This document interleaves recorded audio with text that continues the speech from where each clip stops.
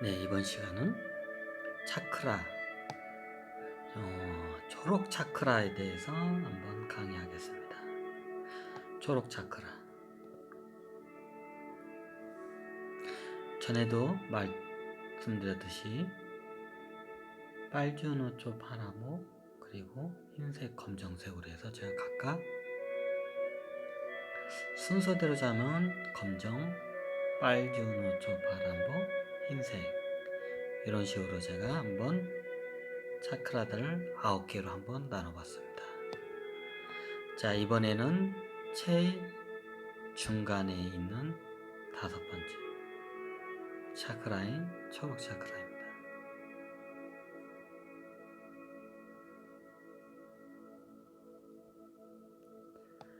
초록 차크라는 우리 장기 중에서 굳이 그거를 이게 표현을 하자면 폐 부분이라고 좀 할 수 있습니다. 우리의 가슴 윗부분에 폐의 제일 중앙 부위에 초록 차크라가 있습니다. 사람에 따라서 약간의 차이는 있었지만 대체적으로 폐의 양폐의 중앙 부위에 있습니다. 그리고 초록 차크라는 우리의 마음 에너지가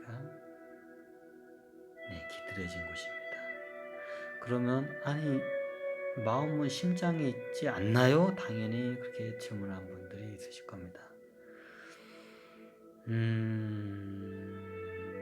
이거는 장기적인 부분도 있지만 정확히 따지자면 회음부에서 백회까지 한 열로 이루어지면서 그걸 제가 그냥 임의적으로 이걸 제가 만드는 거고요. 그 폐라는 장기 부분에 제일 중앙부에 있기 때문에 폐로 이렇게 말씀드린 겁니다. 심장은 다들 알다시피 비교적 우리 인체에서 왼쪽 분에 있습니다.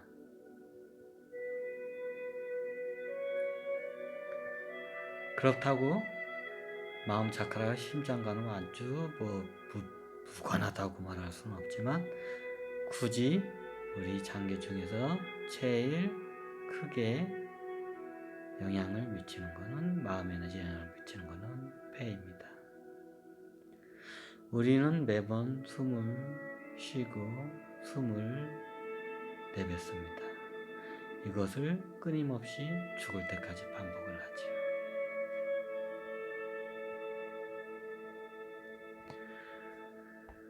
그러면 그 정확한 위치가 어딘가요? 이게 해가지고 만약에 수술용 칼로 해서 해부를 한다면 우리는 전혀 그걸 찾을 수가 없습니다.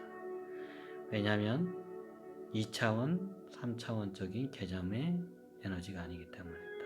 마음 에너지가. 물론 차크라도 그렇고요. 전체가 그렇고요. 자, 그래서 하기도 하지요. 전에도 한번 제가 이 어떤 가수의 동영상 뮤직비디오 장면을 계기로 해서 이게 초의식, 마음 에너지, 이 초록 차크라에 대해서 이게 설명할 때 요거를 좀 제가 이거를 설명한 적이 있습니다. 가슴에서 뭔가 부풀어오는 불꽃이 튀어나오듯 하는 느낌이 형성하지요. 보통 가슴 차크라가 발달한 사람들은 의식 수준이 아주 높습니다. 모든 것을 가슴으로 느끼고 상대방을 마음을 공감하는 능력이 아주 뛰어납니다. 보통 사람들이 선하고 악하다는 소리를 많이 합니다. 악하다는 소리는 나밖에 모르는 이기주의적인 사람 보고 악하다고 합니다. 선하다고 하는 사람은 자의이타적으로 다른 사람을 위해서 살기도 하고 다른 사람의 배려하고 공감하는 능력이 뛰어난 사람을 선하다고 합니다. 보통 이 의식 수진하고 가슴 차크라 쪽에 이게 좀 그렇게 발달이 안 되신 분들은 어떤 행동을 선택을 할 때 굉장히 동물적인 감각적으로 선택을 해요. 그게 무슨 말이냐고요? 동물적인 감각이라는 거는 그냥 나한테 이롭고 나한테 하면 무슨 행동이든 그냥 해버려요. 이게 좀 동물적인 좀 약간 금기에 가깝다고 좀 말할 수 있는 의식 수준이 좀 낮죠. 근데 의식 수준이 높은 분들은 그걸 할 수 있음에도 하지를 않아요. 나의 이기적인 이익을 위해서는. 네, 가슴에, 마음에, 다른 사람의, 그리고 더 나아가서는 동물이나 비생물계 쪽까지도 다 이게 공감하는 능력이 뛰어나기 때문에 할 수 있음에도 일을 그렇게 함부로 저지르지를 않아요.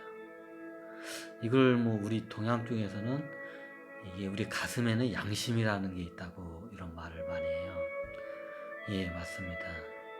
우리가 옳지 않은 일을 할 때 우리 가슴에서는 브레이크를 겁니다. 근데 의식 수준이 낮은 사람들은 그냥 무의식적인 동물적인 그 선택을 해버립니다. 하지만 이런 초의식 마음의 지가 아주 발달한 사람들은 그런 선택을 하지 않습니다.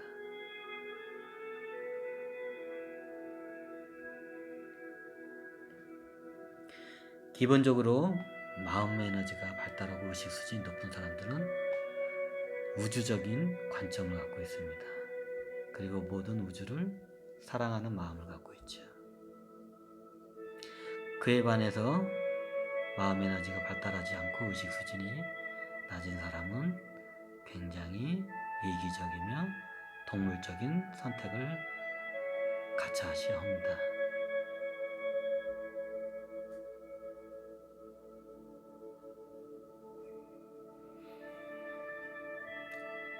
보통 이런 봉사활동과 다른 사람을 위해서 사는 사람들 중에 좀 위정자들 말고 아주 순수하게 사람들 중에 보면 그 봉사활동을 함으로써 내가 행복해요. 예전에 어떤 보고서가 있었는데 최고 행복할 때가 언제니까 다른 사람을 위해서 내가 무언가 봉사를 할 때 최고 행복했다는 어떤 보고서가 있어요. 근데 이 보고서는 아무래도 의식 수준이 높은 사람들을 좀 상대로 해서 이거를 리서칭한 것 같았습니다. 근데 보통 좀 이런 말 하긴 그런데 좀 평균 약간 이하급의 이게 좀 사람들은 봉사활동을 하면 짜증을 내요. 내가 왜 이걸 해? 나한테 이득도 되지도 않는 걸. 에이 졌다 씨발. 내가 졌다 뭐 없다고 왜 저것들을 위해서 내가 왜 이걸 힘들게 내가 왜 해? 나 먹고 살기도 바빠. 어디서 많이 들은 소리 같지 않나요? 주변에서 한 번쯤은? 보통 인간은 이렇습니다. 그다음 보고서에 하면 이렇게 다른 사람을 봉사활동하면서 보통 그런 행복감을 느끼는 사람도 의식 수준이 굉장히 높은 거예요. 지금 보통 사람들은 그렇지가 않습니다. 제가 나름 조사를 한 결과로는 다른 사람에서 뭔가 할 때 불평을 합니다. 만약 의식 수준이 높은 사람들이 현 인류가 많이 있었다면 현재 상황이 이러지 않을 거라고 저는 판단을 합니다.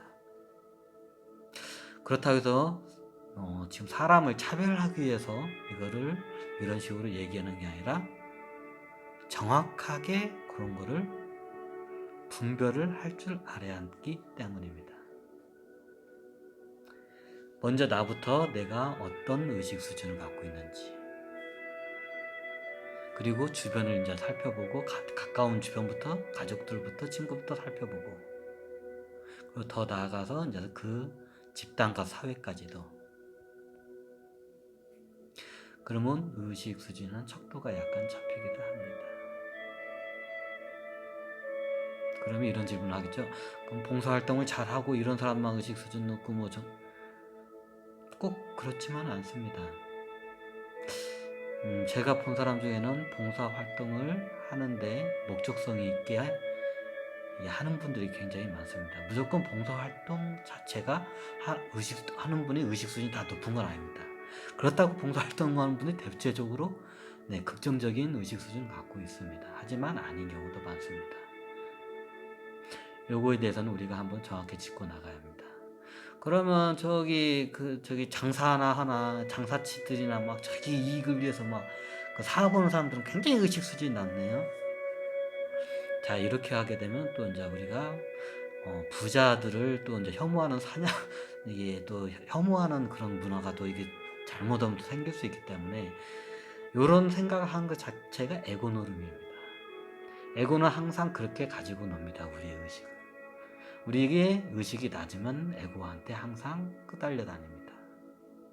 그러면 사업이나 장사를 하신 분들이 다 나쁘냐고, 자기 이익을 하면서 나쁘냐고요.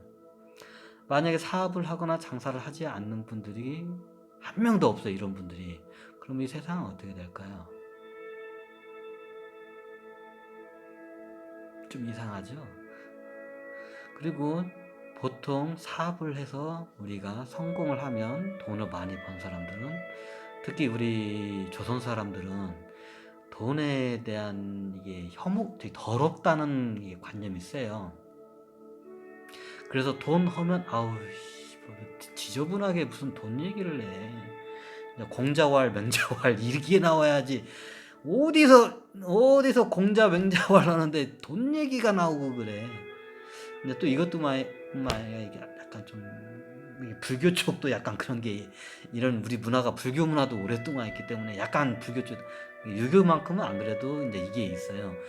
그럼 어느 순간에 우리가 이게 우리나라 사람, 조선 사람 같은 게 이런 게 있어요. 이렇게 하다 보면 막 사업에 대해서 막 돈에 대해서 이거 얘기하면 천박하게 무슨 돈에 대해서 우리가 이념과 이 사람과 이 공자와 맹자와 철학에 대해서 이제 우리나라 조선 사람들 이게 좀 있어요. 근데 그런 상거래 행위 같은 게 있기 때문에 우리가 현재 이게 먹고 살고 생활을 편하게 할 수 있다는 거는 우리는 인정을 해야 돼요. 그리고 대체적으로 제가 본 사업이나 이런 사업으로나 장사로나 좀 성공하신 분 보면 이기적인 분이 그렇게 없어요. 그러면 사람들이 뭔 소리야? 얼마나 이기적인데 자기밖에 모르고 부자들이. 한 예를 들을게요. 저도 이렇게 장사를 중고차 장사를 하면서 여러 각 계층의 사업하는 사람들 많이 봤는데, 보통 사업을 해서 크게 한 각을 이룬 사람들을 본 사람 치고 보면 이기주의가 별로 없어요. 오히려 이기주의가 굉장히 발달한 사람들 있잖아요. 사업에서 어느 정도 선까지는 가는데 어느 선에서 이게 다 무너지게 돼 있어요. 왜냐하면 사업과 장사는 기본이요, 윈윈이에요. 서로 윈윈 전략으로 해야지 나만 이득이 되고 너희들은 다 피해를 보고 내 고객들은 다 피해를 보고 나만 이득을 대한다는 마음으로 하잖아요. 고객들도 알아보고 그 사업 파트너들, 협력사나 하는 사람들, 아니면 이제 거래를 하는 사람들도 다 알아요. 그럼 그런 사람들은 그 바닥에서 아예 이제 사람들이 상종 자체를 않게 돼요. 그러면 이게 사업에 성공하지 못하고 이렇게 한 사람들은, 사업에 성공한 사람들은 다들 나쁜 놈이야 이렇게 하는 사람도 있어요. 그런데 그런 사람들 마인드를 잘 보면요, 남 탓하는 마인드가 굉장히 세요. 남 탓하는 사람 치고 이게 CEO나 회장이나 사장이나 이렇게 이게 자질이 없어요, 솔직히. 좀 이런 말 하면 일반인 분들은 이게 잘 이해가 안 될 거예요. 이거는 너무 이게 또 엉뚱한 데로 왔는데, 다시 원론적으로 돌아가겠습니다. 이게 하여튼 근데 마음이란 게 그래요. 기본적으로 사업하는 사람들도 성공하는 사람 치고 마음을 잘 쓰지 않는 사람은 거의 없어요. 대체적으로 이 사람들은 윈윈 전략을 써요. 근데 사업을 실패한 사람들의 특징이 뭐냐면요. 이게 약육강식적인 특성을 갖고 있어요. 그럼 이런 말, 아니 뭐 책이나 이런 데 TV나 언론에 보면 막 경쟁을 해서 상대방을 막 누르고 막 비열하게 행동을 해서라도 막 저기 어떤 수단과 방법을 해서도 이렇게 하는 사람들이 사업에 내 한마디 할게요. 그 글을 쓰고 그런 콘텐츠를 만들어 본 중에서 돈을 벌어본 사람 있나요? 좀 큰 사업을 크게 이렇게 돈을 벌어본 사람, 보통 책을 쓰는 사람들이 있잖아요. 이런 말 하면 근데 돈을 벌어본 사람들이 그런 책을 안 써요. 그 책을 쓰면서 돈을 벌고 싶은 사람들이 책을 쓰는 거지. 이미 책을 그 사업으로나 뭘로 이게 큰 어마어마한 부를 이룬 사람들은 그냥 자서전을 쓰지. 그런 책은 안 써요. 뭐 돈 버는 방법 뭐 이런 걸 안 써요. 보통 돈 버는 방법 이런 책이 우리가 이게 좀 그런 서적을 보잖아요. 그런 서적을 쓰시는 분들의 특징이 돈을 벌어본 적이 없어요. 그리고 책을 씀으로써 이제 돈을 벌려고 하는 사람들의 특징이에요, 이게. 우리는 그리고 그 사람들이 자기는 그 노하우를 우리는 이제 그게 노하우인 줄 알고 그걸 해요.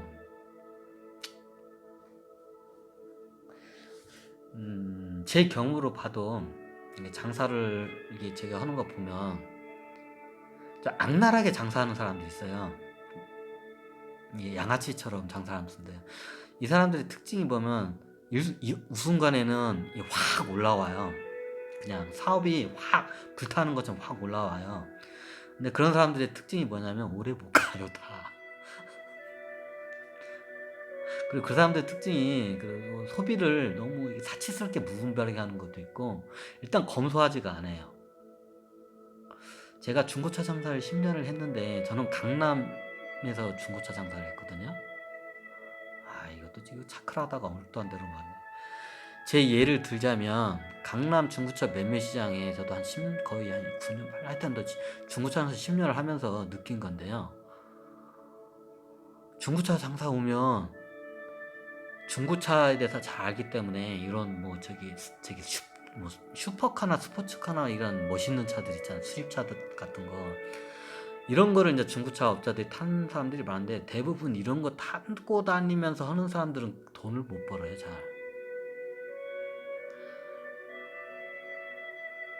이렇게 말하면 이거 말도 안 되는 소리라는 건데 이거는 제 그냥 경험입니다. 근데 매매상에 보면 완전 하층민과 완전히 이게 똑같아요. 그냥 장사하는 사람에서부터 뭐 이건희 우리나라 뭐 이건희 뭐 빌 게이츠나 뭐 워린 버핏 같은 사람부터 해가지고 붕어빠 장사하는 그 부의 척도가 완전히 틀리잖아요. 중고차 장사하면 다 돈 잘 버는 건 아니에요. 극히 일부가 아주 엄청난 돈. 제가 아는 분 같은 경우에는 뭐 한 달에 1억씩도 버는 분도 계세요. 한 달에 1년이 아니라 한 달에 1억씩 버는 분도 많고 한 달에 몇 천만 원씩 버는 분들은 뭐 수두룩하고. 근데 보통 이게 오시면 좀 양아치 근성으로 이게 해가지고 장사를 잘하는 사람들 있어요. 근데 이 사람들 특징이 보면 일단 좀 검소하지가 않아요.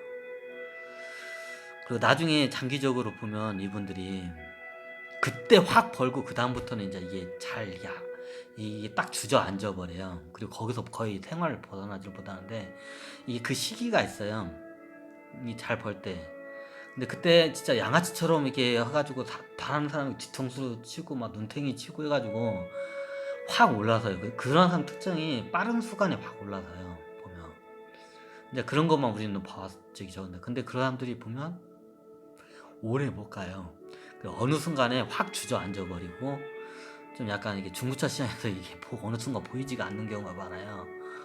근데 나중에 중고차 이쪽 시장으로 들어오면 이제 아주 이제 거의 뭐 빈손으로 들어오다시피 해가지고 이게 차곡차곡 올라온가지고 나중에 이제 성공한 사람들 좀 보면 이제 그렇게 해가지고 뭐 다른 분야로 넘어가서 성공한 사람도 있지만 제가 경험으로 중고차 시장에서 이제 성공한 사람들 보면 이제 결론은 자기 상사를 차리고 자기 이제 그 자본금이 꽤 되고 막 그 부동산이나 이런 이제 건물이나 이런 자산 같은 게 뭐 강남에 많이 갖고 있는 분들이 있거든요. 또 중고차에 하면서 그럼 자산이 굉장히 어마어마한 분도 있어요. 그럼 그분들은 대부분 연세가 보통 한 이제 60 거의 전후로 정도 되면 이렇게 딱 보이더라고 그게.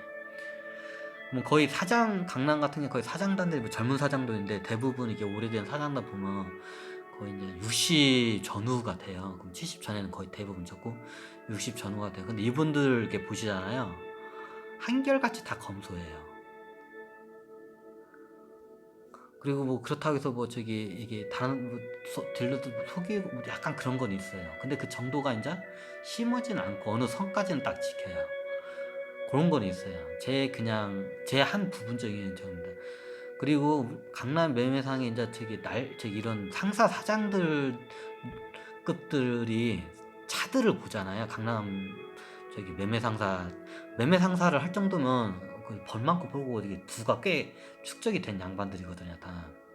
차도 한 보통 몇십 대씩 굴리고 그 정도면.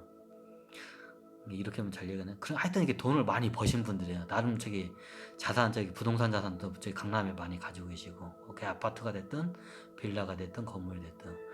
근데 이분들의 타고 다니는 차를 보고 내가 놀랐어요. 예를 들면 저희 상사 사장님이 어떤 차를 타고 다니시냐면 이게 2000년대 지금도 그게 바꿨는지 모르는데 그 2000년대 중반까지 그 양반이 타고 타는 게 엘란트라를 타고 다녔어요. 우리 사장님이요. 매매 상사 사장님이 뭐 저기 아파트도 몇 채 있으시고 그것도 강남 쪽에 이게 자산이 꽤 많으시거든요. 차도 한 저기 30대 40대 정도를 이게 가지고 계시고 뭐 상사가 가지고 계시는 상사가 기본이 저기 자기 소유인데 상사를 하나 그 당시에 저기 이게 부동산을 이게 해가지고 부동산 가치만 상사가 10억 15억 정도가 됐어요 옛날에. 지금은 어떻게 되는지 모르는데 그게 15억까지도 가요 상사 하나가. 또 자기 명의 상사 새로 들어갔던 명의로 되니까 부동산 가치 또 겁난데 이 양반이 엘란트라를 타고 다는 2000년대 중반에 이제 엘란트라면 요즘 분들은 잘 모르실 거예요. 엘란트라면 이제 90년대 한 초중반 그 정도에 나온 차인데 이게 그 당시에 한 저기 10 몇 년 된 차를 폐차할 차를 타고 다녀요. 그것도 그러면서 저 타고 잘 나간다고 이만한 차 없다고 그걸 타고 다녀요 이 양반이. 근데 강남 매매상 사장들 이제 보잖아요. 수입차 타고 다니는 분이 거의 없어요. 제가 아는 분 중에는 몇 분 빼고는 매매상 사장은 저기 차들이 이게 그냥 중형차 아니 뭐 그랜저급 이게 소소해요. 그냥 일반 서민차급들을 타고 다녀요. 제가 이게 봤을 때 저도 그걸 알고 깜짝 놀랐어요. 이게 당연히 그게 중고차가 돈 많이 벌었으면 저기 그 못해도 그 벤츠 이건희 뭐 타고 다니는 차가 뭐지? 뭐 멜스 벤츠인가? 하여튼 최소한 그 정도는 다 타고 다닐 줄 알아. 저도 처음에 들어올 때 당연히 그 정도는 할 거라고 생각했는데 의외로 저도 놀랐어요. 굉장히 검소해요. 국산차 타고 다녀요. 다 대부분이. 그것도 연식이 좀 됐고 이게 좀 서민적이게 타고 다녀요. 근데 어떤 분들이 이게 매매상에서 이게 슈퍼카나 예를 들면 페라리 같은 걸 타고 다니는 애들 저도 이게 놀랐어요. 이제 중고차 얼마 시작하지 않고 자기 자본금도 없는 애들이 슈퍼카를 타고 다녀요. 저도 그거 보고 굉장히 놀랐어요. 근데 그렇게 하는 사람들 치고 오래 못 가요. 슈퍼카를 이게 자기 자본금도 없고 돈도 없는 상태에 슈퍼카 타고 살 때는 네, 일단 사치를 겁나게 하게 돼 있거든요. 이제 그 차뿐만 아니라 다른 분야에서도. 그럼 어느 순간이면 없어져요. 사라져요. 이 매매 시장에서. 왜 제가 이런 말을 하냐면 이 부자들은 보면 일단 마인드가 좀 틀려요. 저는 제가 이건희 회장이나 각계 이런 재벌가 총수들 만나본 사람이 제가 얼마 안 되니까 거의 대부분 안 만나서 이런 사람들 기준은 모르는데 제가 최소한 이게 중고차 매매상에 오면 이제 저기 예전에 있다가 이게 저거거나 아니면 이게 좀 성공하신 분들이 이렇게 투자로 오거나 이게 아니면 다 이게 보통 좀 이런 말하기 그런데 끼리끼리 놀아요 다. 이런 말을 하긴 하는데 없는 사람들은 없는 사람끼리 놀고 있는 사람들은 있는 사람끼리 놀아요. 그렇다고 제가 있는 사람은 아니고 저 같은 경우에는 이런 저기 좀 저도 이제 이게 예전에 저도 이제 거의 서울을 제가 예전에 한번 얘기했었는데 서울을 제가 상경하면서 단돈 100만 원 들고 제가 상경한 사람이에요. 그래가지고 저기 보증금 어디 저기 월세방 보증금도 안 돼가지고 돈도 안 돼가지고 제가 고시원 생활을 처음 이제 서울 상경하면서 광명 한동 매매시장 거기서부터 이제 시작을 했거든요. 거기 때는 월급제로였는데 거기 뭐냐 그 자동 중고차 매매 이거 차크라 강의 이거 초록 차크라 강의하다 엉뚱한 데로 왔네. 왜 이걸 하냐면 이게 좀 사람들을 보면 그 의식 수준이 이게 좀 이게 의식 수준이 보통 높은 사람들 치고 가난한 사람은 없어요. 이런 말 하면 가난한 사람들이 그럼 나는 의식 수준이면 나는 막 물론 가난하다고 다 의식 수준은 아니에요. 열애 부분도 굉장히 계시고 그분이 왜 그런 상황이 있는지 특수한 경우 상황이 굉장히 많아요. 지금 현재 같은 경우도 많고 오히려 저기 좀 약간 뭐랄까 이게 좀 가난한데 의식 수준이 높은 분들이 의외로 또 많아요. 이렇게 말하면 또 이제 야리송하게 하던데 일단 그래요. 근데 제가 만나본 내가 본 그래도 이게 제가 완전 부자라는 개념은 그냥 자기가 굳이 일을 안 해도 그냥 이게 그냥 저기 자본을 알아서 낳는 정도 수준까지 되는 분들의 근데 제가 부자인데 보통 우리나라 돈으로 뭐 최소한 몇십억대 자산 뭐 10억은 안 되고 한 최소한 30억대 이상 자산은 그래도 돼야 부자라고 이제 요즘은 그 기준이 되지 않을까. 이게 저는 이게 생각을 합니다. 그리고 참고적으로 저는 이게 그 30억 안에 저도 안 들어가는 아주 평범한 저도 평민입니다. 이런 말 하면 욕하시는 분들이 많겠지만 제 지금 현실은 30억 자산이 될 정도로 안 됩니다. 저도 지금 하루하루 이렇게 생활하느라고 좀 빠듯하게 아주 가계부를 아주 촘촘하게 지금 쓰고 있습니다. 일단 여기서 저기 이제 하고 이제 다시 원론 쪽으로 가겠습니다. 너무 이상한 데로 많이 갔는데 이런 식으로 하면 내가 무슨 다른 사람들 좋은 일을 하고 내가 뭔가 뿌듯할 때 이제 가슴 가운데에서 뭔가 이렇게 뭉클하기도 하고 아니면 뭐가 화하게 나오기도 하고 막 이런 게 느껴져요. 그럼 그 점이 있어요. 그게 나오는 그 부분이 있어요. 가우선에. 우리가 무슨 화하고 이렇게 무슨 기분 좋고 안에서 이렇게 행복함이 누를 때 가슴을 딱 손에 얹히잖아요. 좋다 하고 심장에다 손을 얹히지는 않잖아요. 심장에다 손을 얹힐 때는 뭔가 의지 막 이게 불타오르는 의지가 있을 때 이제 심장 소리가 두근두근하니까 이제 그때 많이 하고 아니면 무슨 깜짝 놀랄 때 이제 그때 이제 심장이 두근두근 이게 심장마비가 올까 두근두근하니까 한번 그때 소리가 못되게 화하고 할 땐 가슴 중앙부를 만지게 돼요. 그러면 그런 걸 겪어본 적이 없으면 네 이건 좀 약간 그분은 좀 노력을 하셔야 합니다. 좀 삶에 약간 문제가 많습니다. 그런 걸 느끼시지 못하신 분들은 자 그걸 느끼기 그런 걸 이제 업그레이드해서 이제 공부를 하고 항상 나를 먼저 관찰하고 내 마음을 닦아가면서 주변을 지켜보고 내가 세상에 뭐가 도움이 될 건지 한번 찾아보시면 어렴풋하게 어느 순간에 그 선에 이미 여러분들은 타고 있을 겁니다.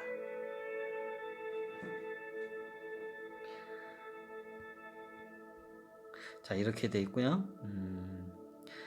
이게 폐 거의 중앙 부위라고 보시면 돼요.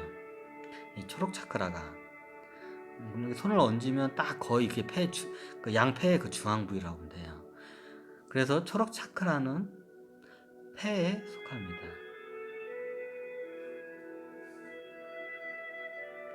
자, 그럼 여러분들에게 간단한 화두를 한번 제가 드리겠습니다. 자, 이거는 유대교의 카발라입니다. 자, 여기서 전에도 말했지만 저는 9차크라지만 여기서는 10개의 차크라로 했습니다. 그러면 이 10개의 차크라 중에서 초록 차크라는 무엇일까요? 그냥 이게 딱 보면 이게 딱 이게 거시기가 드러나는, 예, 이게 여러분들에게 제가 드리는 화두입니다. 직관적으로 바로 보자마자 초록 차크는 저기야 하고 다 이게 하는 분들도 계시고, 한참 골똘히 생각하시고 하시는 분도 계시고, 아무리 봐도 모르겠어 하는 분도 계실 겁니다. 자, 그거는 여러분들을 측정하는데 좋은 화두가 될 겁니다. 자, 이 중에 초록 차크라는 어디일까요? 예, 이미 다 찾으셨다고요? 예, 알겠습니다. 그러면 저는 여기서 강의를 마치겠습니다. 감사합니다.